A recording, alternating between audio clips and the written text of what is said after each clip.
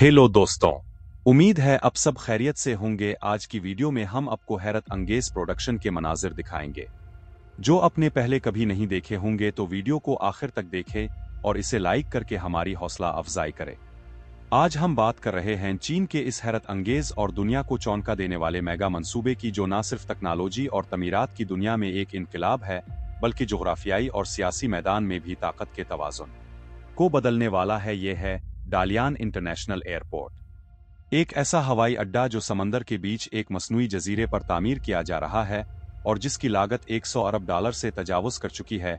ये सिर्फ एक आम एयरपोर्ट नहीं बल्कि एक फुल स्केल एविएशन हब है, जिसमें 4 बड़े रनवे, कई जदीद तरीन टर्मिनल्स, कार्गो हब और मुस्तकबिल में लाखों मुसाफिरों को सहूलत देने की मुकम्मल सलाहियत मौजूद है।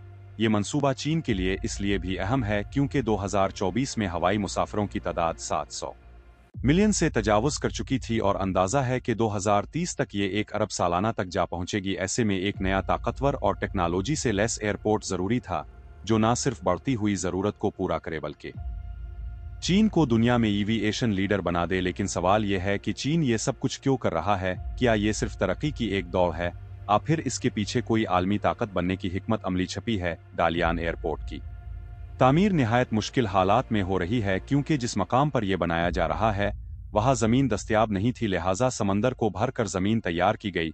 लाखों क्यूबिक मीटर रेत, स्टील और कंक्रीट इस्तेमाल किया गया और हजारों इंजीनियर्स और वर्कर्स दिन रात इस मंसूबे पर काम कर रहे हैं। चीन ने यह सब कुछ सिर्फ अपने अंदरूनी मकासद के लिए नहीं बल्कि दुनिया को यह बताने के लिए भी किया है कि वो अब सिर्फ जमीन पर नहीं बल्कि समंदर, पहाड़ों और आसमान पर भी अपनी ताकत मनवा सकता है।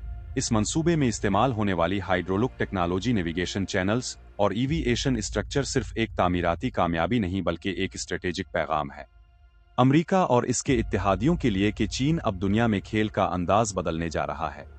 उम्मीद है वीडियो पसंद आई होगी। अगर आप मजीद देखना चाहते हैं तो हमारे चैनल को सब्सक्राइब करें। मिलते हैं अगली वीडियो में। अल्लाह हाफिज।